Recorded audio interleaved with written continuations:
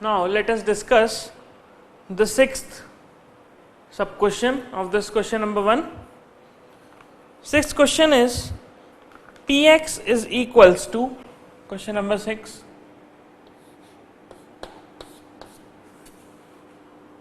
Px is equals to 3x cubed minus 5x square minus 11x minus 3. So in this question यह हमें दिख रहा है कि ये एक क्यूबिक पॉलिनोमियल है. इस क्यूबिक पॉलिनोमियल के लिए भी सेम हमें वही चीज करनी है, दैट इज जीरोस फाइंड करना है और जीरोस के बीच में रिलेशन को वेरीफाई करना है. जो अभी तक हमने इन 3 क्वेश्चंस में किया, वहां पर तो क्या था, एक क्वाड्रेटिक पॉलिनोमियल दिया था, so splitting the middle term method लगा के हमने बड़ी आसानी से उसे सॉल्व कर लिया. लेकिन यहाँ पे एक क्यूबिक पॉलिनोमियल है. सो क्यूबिक पॉलिनोमियल के जीरोस फाइंड करने के लिए आपने 9th क्लास में एक मेथड पढ़ा है, that is hit and trial method. Hit and trial method का मतलब हम यहाँ पे x की अलग अलग वैल्यूज को रख के देखेंगे और ये पता करने की कोशिश करेंगे कि किस केस में x की वैल्यू पे, कौन सी x की वैल्यू पे यह पॉलिनोमियल जीरो हो जाता है, और फिर उसके थ्रू हम इसका जीरोस फाइंड करेंगे. सो we will going to use hit and trial method. Use hit and trial method to determine zeros. Hit and trial method का हम यूज करेंगे. कैसे करते हैं हिट एंड ट्रायल? आप x की अलग अलग वैल्यूज अज्यूम करते हैं. फॉर एग्जांपल मैंने x इज इक्वल्स टू 0 रखा, for example x is equals to 1, x is equals to 2, 3, -1, -2, -3, इस तरह से रैंडमली कुछ वैल्यूज हम इसमें सब्स्टिट्यूट करके देखेंगे और फिर ये पता करेंगे कि कौन सी वैल्यू रखने पे ये पॉलिनोमियल जीरो हो जाता है. So let us start with x is equals to 0. सबसे पहले हम let x is equals to 0. तो x इज इक्वल्स टू 0 पे p ऑफ 0 का वैल्यू कितना हो जाएगा? 3 टाइम्स 0 का क्यूब माइनस 5 टाइम्स 0 का square minus 11 times 0 minus 3. When you solve this you will get -3. तो p ऑफ 0 कितना आ रहा है? -3. तो क्या p ऑफ 0, p की x का वैल्यू 0 रखने पे ये पॉलिनोमियल 0 हो रहा है? No. This polynomial is not getting 0 when x is equals to 0. It means यह -3 आया. सो यहां से हम कंक्लूजन निकालेंगे कि p of 0 is not equals to 0. What does this mean? इसका मतलब hence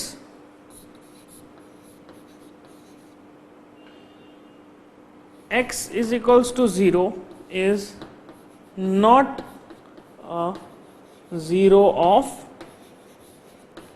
p of x. Simple.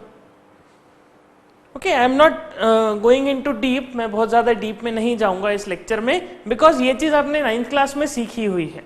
तो हम जस्ट उसी चीज़ को अप्लाई करेंगे, उसी चीज़ को यहाँ पे यूज करेंगे. तो x इज इक्वल्स टू 0 पे तो काम नहीं बना, फिर क्या करें? फिर x इज इक्वल्स टू 1 का वैल्यू रख के देखते हैं. ये पहला केस था. सेकेंड हम let x is equals to 1. x is equals to 1 रखा तो p ऑफ 1 का वैल्यू हो जाएगा दिस 3 इंटू 1 का क्यूब माइनस 5 इंटू 1 का square minus 11 into 1 minus 3. Now let us solve this. You will get 3 minus 5. So 3 minus 5 is -2. 3 minus 5 is -2, and again minus 11 is -13 and minus 3 is -16. So p of 1 का value आएगा -16. तो यहां से भी हम same conclusion निकालेंगे that p of 1 is not equals to 0. So यहाँ पे हम क्या लिख सकते हैं? Hence x is equals to 1 is not a zero of p of x. x is equals to 1 भी इस पॉलिनोमियल का जीरो नहीं है. ओके, देन 1 नहीं मिला, 0 नहीं मिला, then let us substitute 2. Let x is equals to 2. x is equals to 2 रखेंगे and again in this case also you will get the same. आपको यही दिखाई देगा कि p of 2 जो आ रहा है that is not 0. p of 2 0 नहीं दिखाई देगा. ओके, इसको आप सॉल्व कर सकते हैं. I am directly using this was third case. I am directly going to use x is equals to 3. मैं directly x is equals to 3 रखता हूं बिकॉज मुझे पता है कि इसका एक 0 x is equals to 3 आएगा. ओके, दैट्स वाई हमें इसे डायरेक्टली यूज करना है. अब जनरली मन में सवाल आता है कि कैसे पता करें. हिट एंड ट्रायल में तो x का कुछ भी रैंडम वैल्यू हो सकता है, फिर हम कौन सा सब्स्टिट्यूट करें. सो देखिए, जनरली जो क्वेश्चंस आपको मिलेंगे, जो क्वेश्चंस आपको सॉल्व करने होंगे whether in your school exam और in NTSE, you will find कि उन सभी क्वेश्चंस में -3, -2, -1, 0, 1, 2 एंड 3 इस रेंज में ही, इन 7 वैल्यूज में ही कोई ना कोई x बिल्कुल फिट हो जाएगा और आप आसानी से 0 फाइंड कर पाएंगे. ज्यादातर क्यूबिक पॉलिनोमियल्स के 0 आपको ऐसे ही मिलेंगे जो कि -3 से 3 के बीच में आ रहे हो. ओके, तो सबसे पहले क्या करना है, आपको कोई भी अगर क्यूबिक पॉलिनोमियल मिलता है तो just substitute values from -3 to 3. -3 से 3 के बीच में कोई भी वैल्यू सब्स्टिट्यूट करके देखिए, यू विल फाइंड कि आपको 0 मिल जाएगा. ओके, और इनकेस अगर नहीं मिलता है then that question is of good level, मतलब वो बहुत अच्छा क्वेश्चन है, अच्छे लेवल का क्वेश्चन है. Okay, so x is equals to 3 हम सब्स्टिट्यूट करते हैं. सो p of 3 will give you this 3 into 3 का क्यूब minus 5 into 3 का square minus 11 into 3 minus 3. Now solving this, 3 3s are 9, 9 3s are 27 and 27 into 3 is 81 minus 3 3s are 9, 9 into 5 is 45 minus 11 into 3 is 33 and minus 3. So this will give you 81 minus this minus 3 and 33 is minus 36 और minus 36 को आप 45 में add करेंगे you will get 81.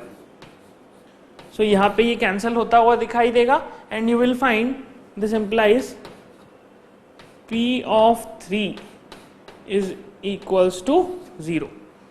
So hence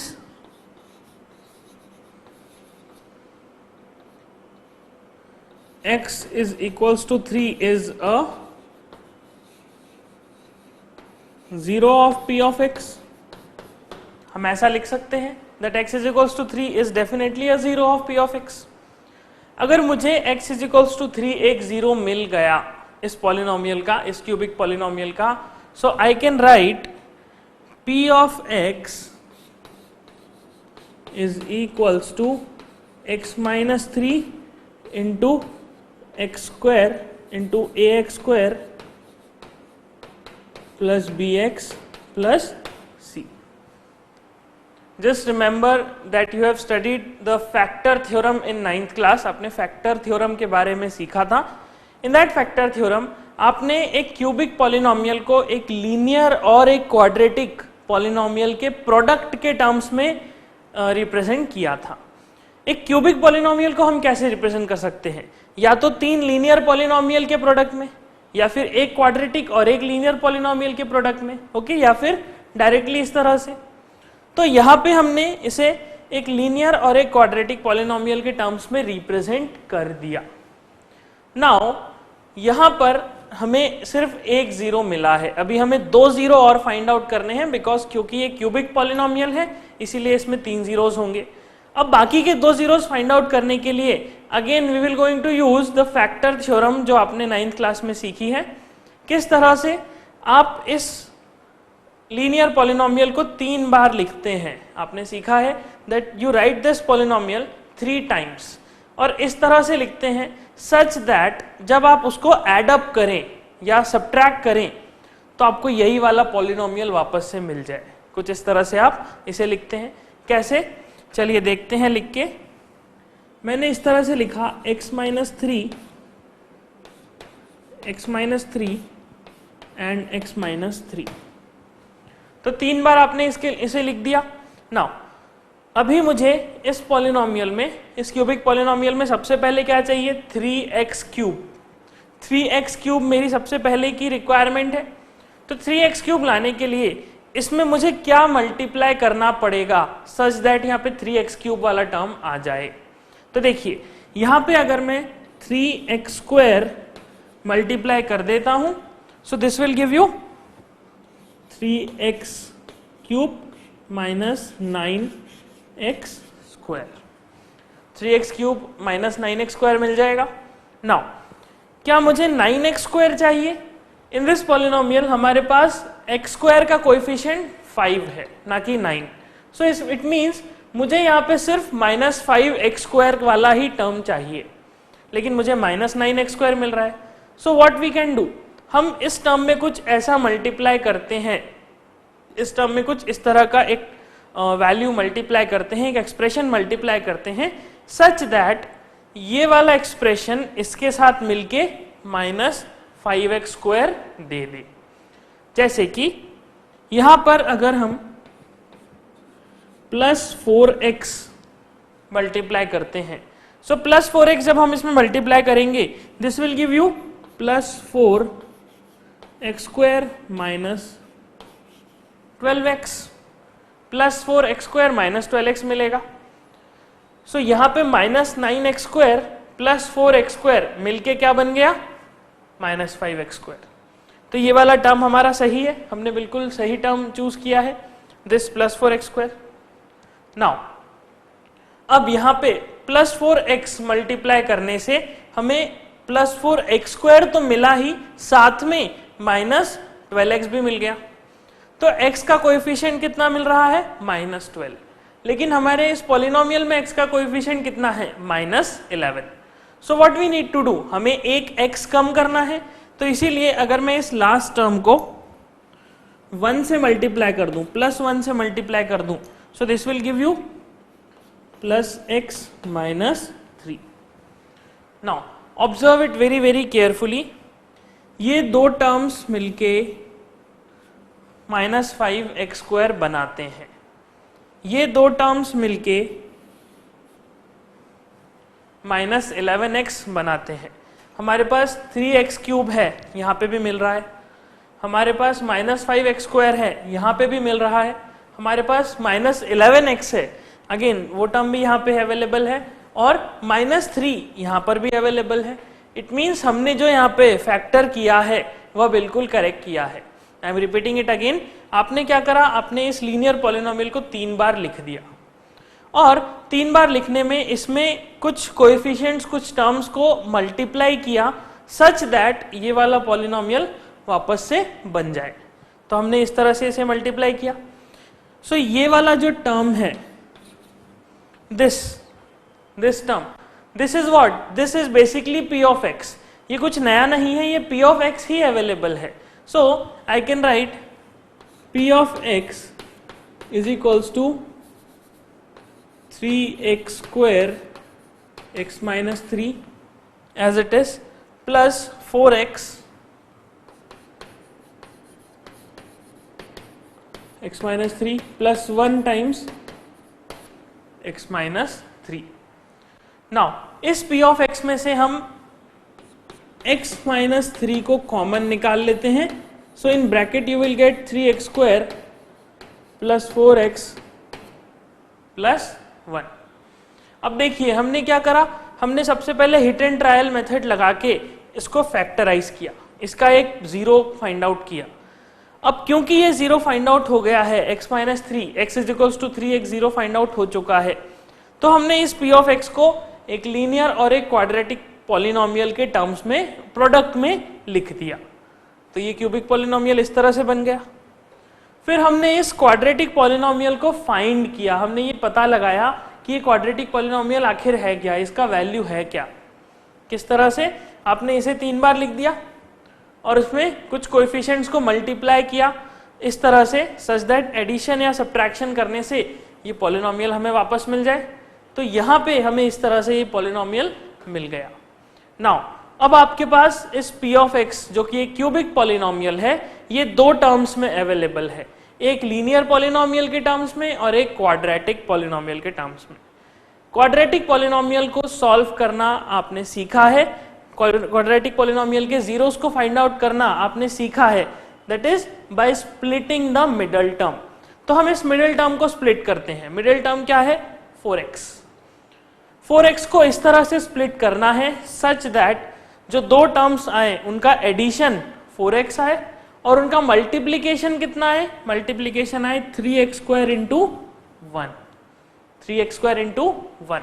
okay, so we can write it like this, x minus 3 to the bracket 3x square plus 3x plus x plus 1। हमने इस तरह से इसे स्प्लिट कर लिया। नाउ ये जो चीज आई है 3x प्लस x, ये सिंपल फैक्टराइजेशन करके आया है।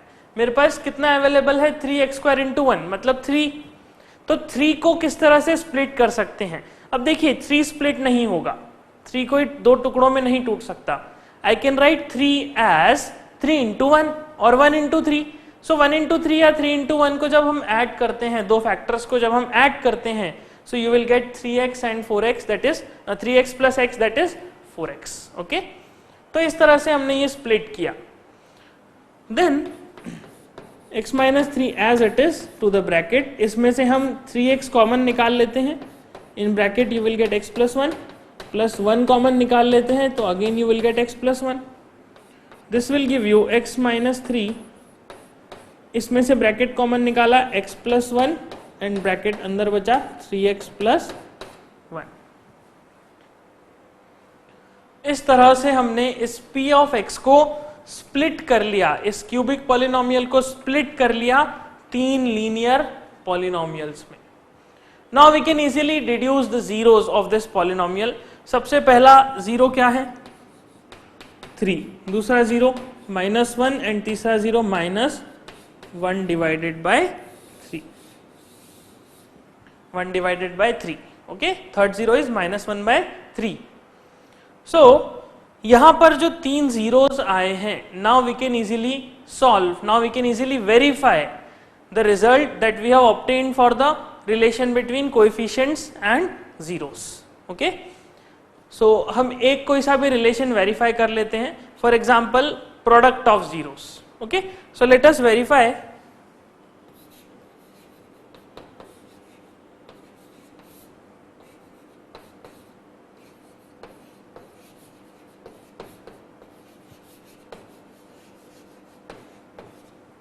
Let us verify product of zeros. हम इस पॉलिनोमियल के जीरोस का प्रोडक्ट और उसके कोएफिशिएंट्स के बीच में रिलेशन को वेरीफाई करते हैं। We know that if 3 zeros, this 3 -1 and -1 by 3, that is alpha, beta and gamma are the 3 zeros of this polynomial. तो क्या रिलेशन होता है कोएफिशिएंट्स और जीरोस के बीच में? The relation between coefficients and zeros is the product of zeros is equals to minus d divided by a, और थोड़ा और इसे सिंपल करते हैं, that is minus times constant term minus times constant term divided by coefficient of x square. क्या relation होता है? Product of zeros is equals to minus times constant term divided by coefficient of x square. Now let us do the product of zeros. The product of zeros will be 3 into -1 into -1 upon 3 and the constant term is minus as it is. constant term कितना है? this 3 और -3, okay, हम इसे क्या कहेंगे, -3, सो -3 is the constant term divided by coefficient of x square, यहाँ पे coefficient of x square कितना दिखाई दे रहा है, 3, so this is 3।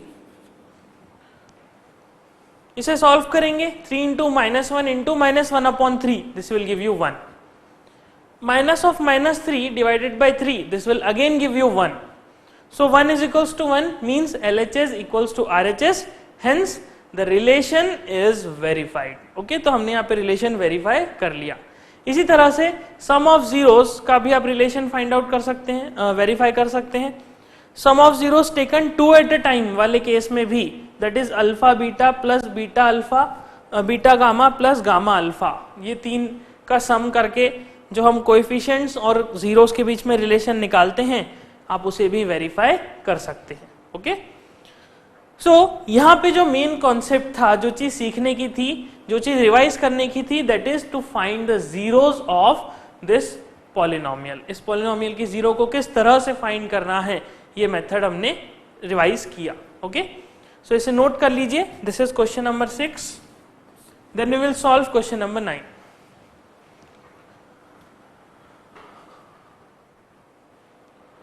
Now let us solve question number 9. Question number 9 is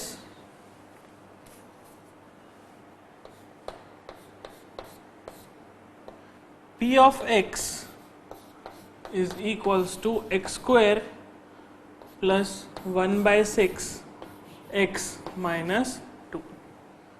We need to find the zero of this polynomial and also verify the relation between coefficients and zeros, okay।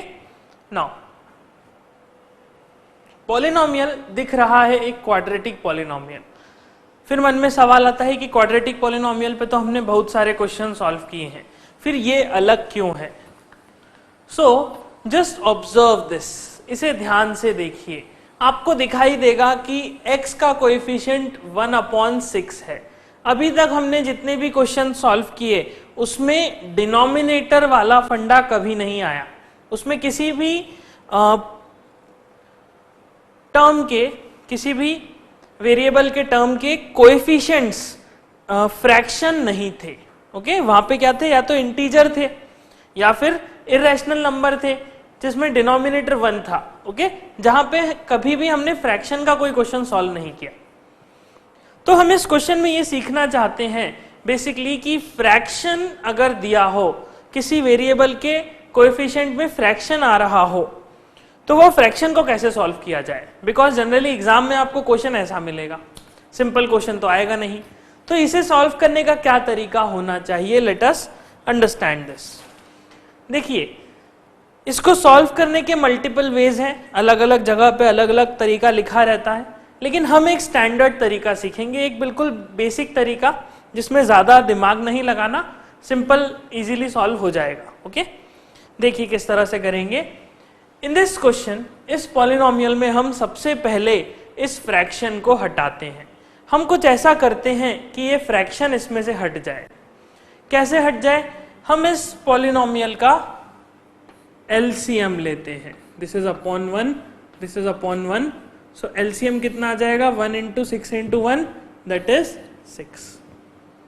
LCM लेने के बाद अब आप ऊपर इसको solve कर सकते हैं।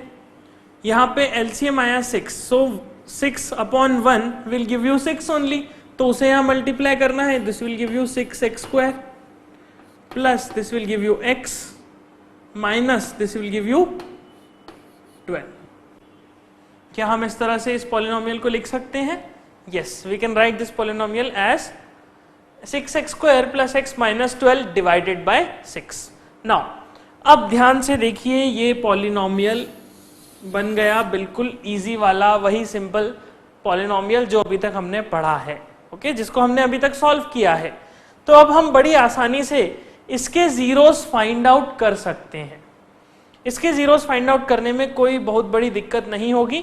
तो let us find zero of this polynomial. क्या करना है हमें? हमें इस x को इस तरह से स्प्लिट करना है सच दैट उसका एडिशन या सब्ट्रैक्शन x ही बने, लेकिन मल्टीप्लिकेशन कितना बन जाए? मल्टीप्लीकेशन बन जाए -12 इंटू 6 दैट इज -72। क्या बनाना है हमें? -72। इसका मतलब 72 को बनाना है तो 72 के फैक्टर्स ढूंढते हैं। 72 को I can write it as 2 into 36 और 4 into 9, this will give you 4 into 18 और 8 into 9। इस तरह से हम 72 को स्प्लिट कर सकते हैं 3 टर्म्स में। नाउ क्या 2 और 36 का एडिशन या फिर सब्ट्रैक्शन 1 बनता है? नो। इनमें से 36 प्लस 2 कर लीजिए या 36 माइनस 2 कर लीजिए, आपको कभी भी एडिशन 1 या सब्ट्रैक्शन 1 नहीं मिलेगा। क्या 4 और 18 में मिलता है? 18 प्लस 4 या 18 माइनस 4, क्या कुछ भी 1 बनता है? नो। फिर थर्ड बचता है 8 और 9। क्या 8 और 9 के एडिशन या सब्ट्रैक्शन से 1 मिलता है? यस। 8 और 9 को अगर मैं सब्ट्रैक्ट करूं then I will get 1 that is x। इसका मतलब डेफिनेटली मुझे इस 72 को कैसे स्प्लिट करना है, इस x को कैसे स्प्लिट करना है? In terms of 8 and 9। Okay, 8 और 9 के टर्म्स में स्प्लिट करना है। अब 8 और 9 के टर्म्स में स्प्लिट करने के लिए I can write this as, हम इसे लिख सकते हैं p of x is equals to 6x square plus 9x minus 8x minus 12 divided by 6। हमने यहाँ पे प्लस 9x माइनस 8x ही क्यों लिखा? क्योंकि देखिए मल्टीप्लीकेशन विल गिव यू -72। 9 और -8 का मल्टीप्लीकेशन -72 होता है, लेकिन साथ ही मुझे यहाँ पे प्लस x चाहिए। अगर मुझे यहाँ पे -x चाहिए होता तो यहाँ पे हम -9x प्लस 8x लिखते, लेकिन अभी मुझे x चाहिए, इसीलिए मैंने 9 के कोएफिशिएंट 9 के साइन को पॉजिटिव रखा है और 8 के साइन को निगेटिव रखा है। ओके, सो इसको स्प्लिट कर लिया। Now solve this. 6x square और 9x में से आप 3x कॉमन निकाल सकते हैं। सो 3x कॉमन आने के बाद ब्रैकेट में 2x बचेगा प्लस 3 बचेगा। ओके, नाउ माइनस 8x और 12x में से आप क्या कॉमन निकल जाएगा? We can take 4 as common. हम इसमें से 4 को कॉमन निकाल लेते हैं। Now taking 4 as common, you will get this 4 is out, then you will get 2x plus 3 and whole divided by 6। नीचे 6 रहेगा। Solving this, you will get 2x plus 3 and to the bracket 3x minus 4। So 2x plus 3 and 3x minus 4 whole divided by 6। इसके denominator में 6 है। अब देखिए हमने इस quadratic polynomial को तो स्प्लिट कर लिया और स्प्लिट करके उसके दो फैक्टर्स इस तरह से बना लिए, दो लीनियर पॉलिनोमियल्स बना लिए। अब इस 6 का क्या? Now you can use this 6 in any of this polynomial. हम किसी भी पॉलिनोमियल में इसे मल्टीप्लाई कर देते हैं, किसी भी पॉलिनोमियल से इसे डिवाइड कर देते हैं। For example I can write it like this.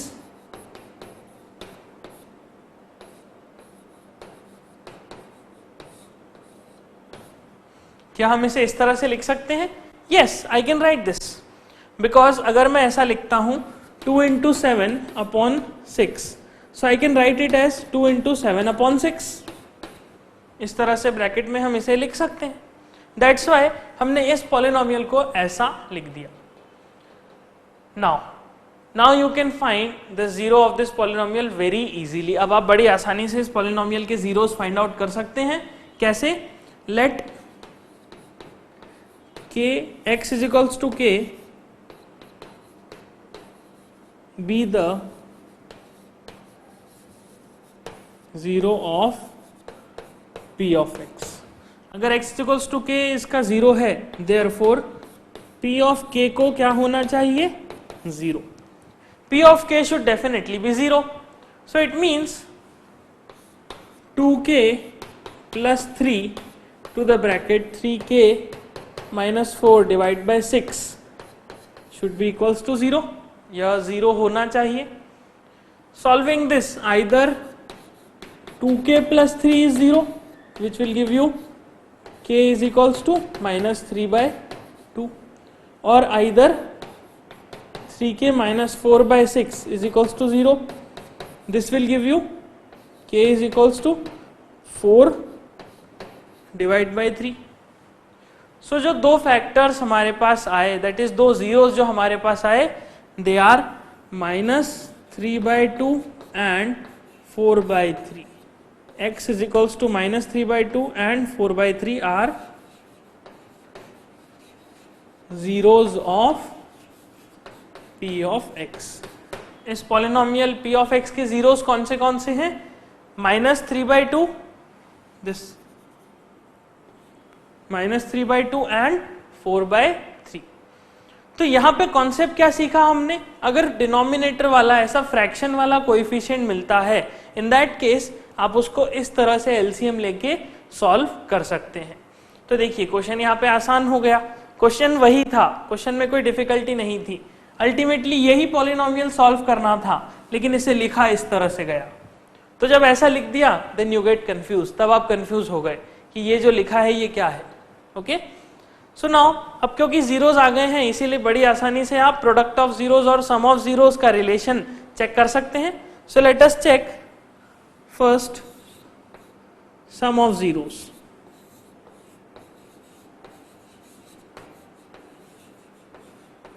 Some of zeros किसके बराबर होता है? Minus times coefficient of x divided by coefficient of x square. So coefficient of x and upon coefficient of x square. So let us do the sum of zeros.